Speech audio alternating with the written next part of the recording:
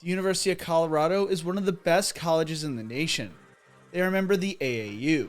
They have an amazing football tradition when it comes to Ralphie storming the field before the football team, and their stadium looks out onto the Rocky Mountains. Yet since the 90s, the program has really struggled and has seen a revolving door of coaches. That looks to be changing with Colorado hiring Deion Sanders to be their next head coach. Since his arrival back in December, a once dead program looks primed to have a very successful run soon.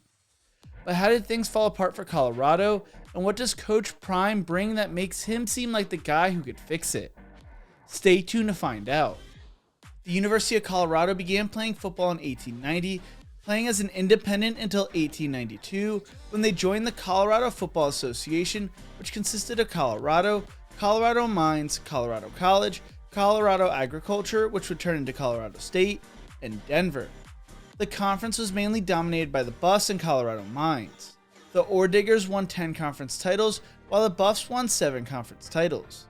The only 2 other members to win the conference title were Colorado College and Denver.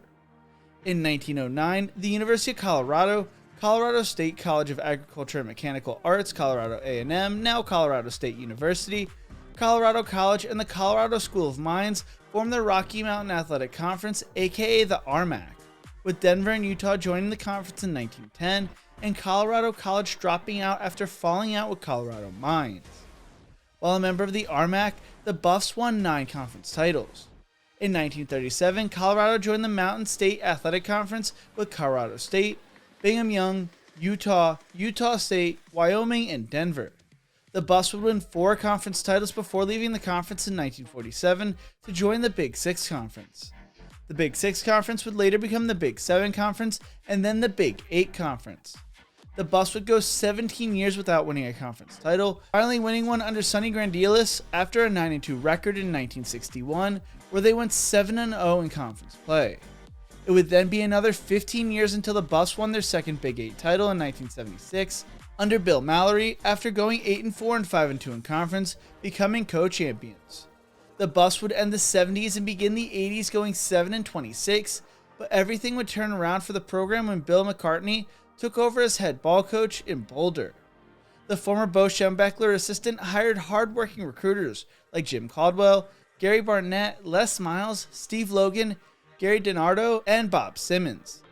Under McCartney, the staff wrote handwritten notes and showed up to recruits' homes with the whole staff.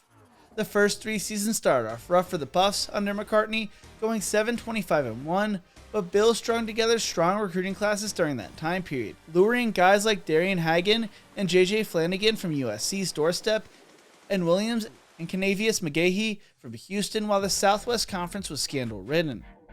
According to The Athletic's Stuart Mandel's piece, How Did the Colorado Buffaloes Decline from NFL Pipeline to the Pac-12 Cellar Dweller?, DiNardo recalled visiting a running back recruit's home where McCartney lined up 4 kitchen chairs back to back to back to back, then crouched down behind them to show how far down the depth chart he'd be at a more established program than Colorado. He'd say, "You could go to Southern Cal, but they've got a really good roster. My experience is you get better by playing." Although there were controversies surrounding the program as the 80s came to a close, like 24 players getting arrested over a 3-year time period, winning solves everything. Behind Hagan, Flanagan, and future Kansas City Chiefs offensive coordinator Eric Bieniemy, the Buffaloes went 11-0 in the 1989 regular season, winning their first outright Big 8 championship since 1961. They went into the Orange Bowl as the number 1 ranked team in the country, would lose to number 4 Notre Dame 21-6. The 1990 season saw the infamous 5th down to beat Missouri and a win to avenge their loss to Notre Dame in Miami to finish the season 11-1-1 and the number 1 ranked team in the AP poll, sharing the national title with the UPI coaches poll pick 11-0-1 Georgia Tech. Former Colorado quarterback and Fox Sports analyst Joel Klatt told The Athletic, "Colorado is a place that found itself atop the mountain and didn't realize how precarious its spot was on top of that mountain." In 1991, Colorado went 8-3-1 and won a share of the Big 8 conference title, while 1992 saw the Buffs go 9-2-1, where they lost the Fiesta Bowl.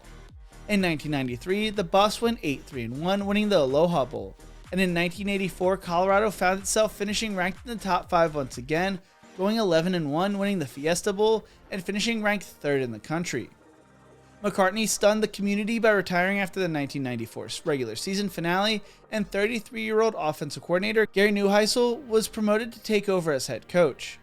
Newheisel found early success leading the Buffs to back-to-back 10-2 records and recruiting some of the best classes in the nation.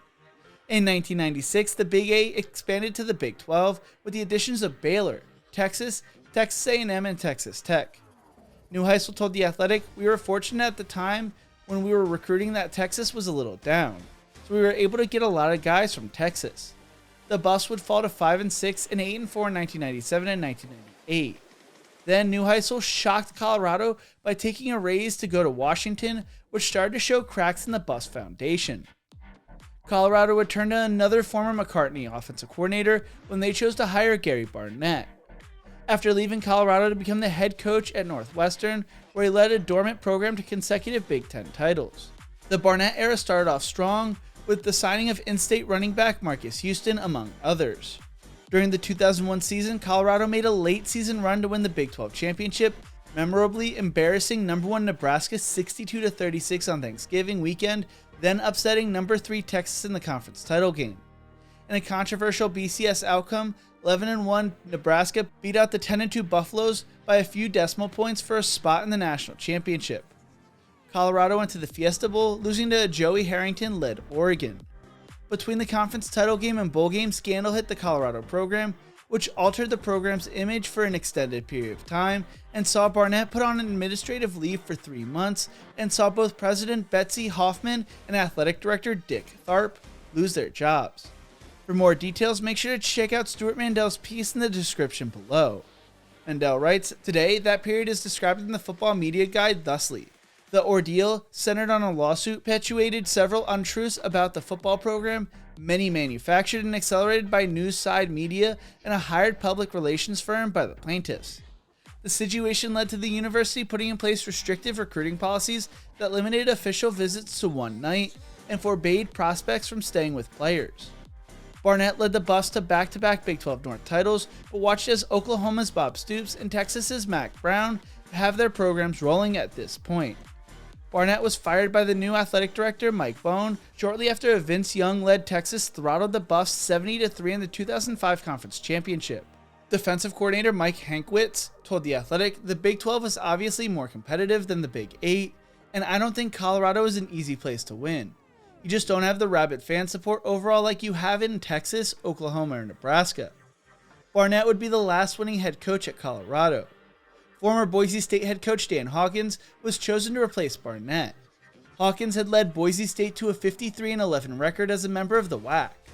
This was originally viewed as a big splash, but that mindset would not last for long. According to Mandel, Colorado had gone from signing a top 20 classes to ones ranked in the low 40s. Hawkins briefly turned things around, landing in-state 5-star offensive lineman Ryan Miller in 2007 and 5-star California running back Darrell Scott in 2008. His second team went 6-6 and reached the Independence Bowl, losing to Nick Saban's first Alabama team. After that, Colorado would endure 3 losing seasons, with many believing that Hawkins struggled to adapt to the Power 5 football level. He also seemingly alienated his staff and scared potential quarterback recruits away after starting his son Cody for most of his 4 seasons. Miller told The Athletic, "You had coaches who didn't see eye to eye on certain things. You could tell there was frustration inside the meeting rooms. We just had a countless carousel of assistants. It's hard to have any cohesion as a team." Hawkins now admits he needed a better plan when he got to Colorado. Hawkins survived a 3-9 season that saw the Buffs lose to Toledo 54-38 on a Friday night.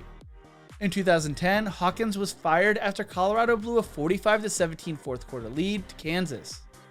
Colorado looked for greener grass when they joined the Pac-12, but this would result in one of the worst stretches for Colorado football since the 80s.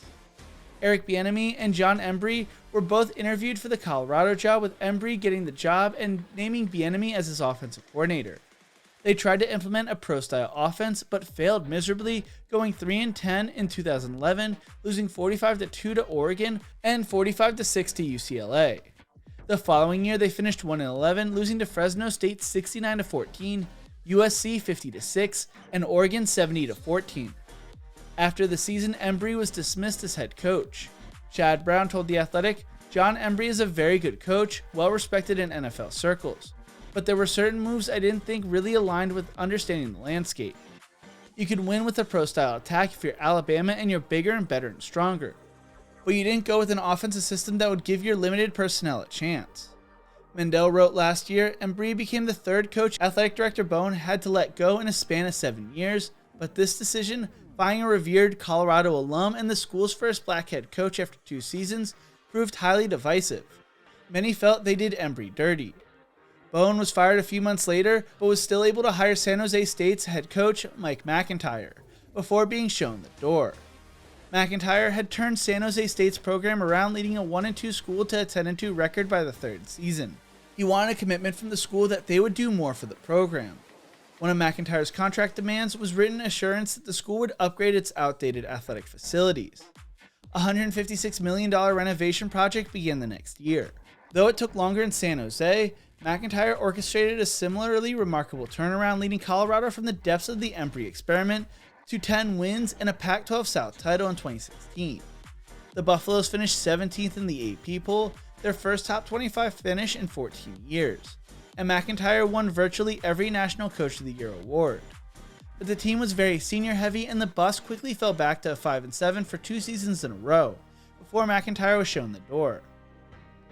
McIntyre told The Athletic, "There's a lot of good support there, but you wouldn't say it's in the top 20 of college football supporting areas, and the Pac-12 is just not as well resourced as a couple other major conferences they're trying to compete against. It's harder to reload in that situation." New athletic director Rick George felt Colorado could do better. George decided to bring in Mel Tucker, who was a defensive coordinator under Kirby Smart, to bring in an SEC mentality to recruiting. Tucker got right to work, bringing in one of the best recruiting classes the Buffs had ever seen since joining the Pac-12, although they went 5-7. That offseason though, Michigan State came in and doubled Tucker's salary to lure him away from Boulder. Carl Durrell was brought in to replace Tucker, but came in right as the events of 2020 started in March. During the 2020 season, the Buffs went 4-2, losing the Alamo Bowl, but would go 4-8 in 2021, and after an 0-5 start in 2022, Durrell was let go. He had brought in one of Colorado's best recruiting classes in 2022, but watched as 23 players transferred out of the program going into last season. The Buffs were blown out in a majority of their games last season and finished the year 1-11. The man hired to replace Durrell? Prime-time Deion Sanders. Deion has found success with everything he has done. As a player, he won multiple Super Bowls and is a member of both the College Football and Pro Football Hall of Fame. He also found some success in baseball, even playing in the 1992 World Series for the Atlanta Braves. He started his coaching career at Prime Prep Academy, a school which he co-founded. He then coached at AAA Academy for 2 seasons before taking over as Trinity High School's offensive coordinator, where he coached his sons Shiloh and Shador. In September of 2021, he took over as Jackson State's head football coach, an HBCU I did a video on a little over a year ago, where he brought in headline after headline.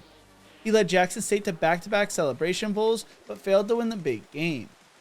He finished his Jackson State coaching career with a 27-6 record and an even better record on the recruiting trail, bringing in the top recruit in the 2022 cycle, Travis Hunter. He has also done some great work off the field as well. What makes the Colorado job so tough is the fact that it's a state that is not known for being a recruiting pipeline. Many felt that Colorado hurt themselves by moving to the Pac-12, losing their foothold in Texas. They don't really have a rivalry set up out west like they did in the Big 12 as well, and they really don't have the full support of their administration. Newheisel explained, like Oklahoma State found Boone Pickens, like Phil Knight became the guy at Oregon, Colorado has got to find a mega donor who really wants to become the pseudo-owner of the Colorado Buffaloes, because they're out there. It's a very complex job, but it seems like with the Deion Sanders hire, the school and donors are buying in. When Deion got to Boulder, he got right to work. He has overhauled the roster already, taking it to the next level. He has added at least 42 scholarship players since his arrival in December. Coach Prime has been able to use his personality and background to convince players to join him for the rebuild in Boulder. He was able to bring in Travis Hunter, the #1 player in the transfer portal, and 5-star Cormani McLean from Florida. They finished with the 5th best recruiting class in the Pac-12 and look to build on that in the future. This success was expected by him and his staff. Sanders told the media, "Everyone is playing their role and they're doing a phenomenal job and I love it. I absolutely love it. I wish you could see us recruit. We have a commitment to excellence and it's working and we're winning. We're ecstatic about the potential and we're just getting started. He could be adding even more players as well when the transfer portal reopens in May again. Sanders told the media, "Hope has been reestablished. I truly believe. I think it's been there, but sometimes you need to light that switch of hope. And hope is in the house. Hope is in the air. Hope is in the city. Hope is in the community. Hope is within you all in the news media. And you want to write good stuff. You don't want to write bad stuff." Colorado is a national name again, and ticket sales are skyrocketing with more and more people buying into the dream Deion is pitching. McCartney showed that you could find success in Colorado. Midway through the 1998 NFL football season, they had the third most active NFL players. They were a pipeline to the league and were a national name. Deion looks to bring back that same type of success in Boulder. Just remember though that this was a team that went 1-11 this past season. So a bowl game this season is a massive step in the right direction. But what do you think? Will Deion Sanders bring Colorado football back to the national stage? Let me know in the comment section below. If you enjoyed this video, make sure to check out one of my other videos right here. Don't forget to leave a like and to subscribe for more college football content. Thank you so much for watching. I could not be more thankful for y'all. You all make this possible for me. And as always, remember to embrace the grind.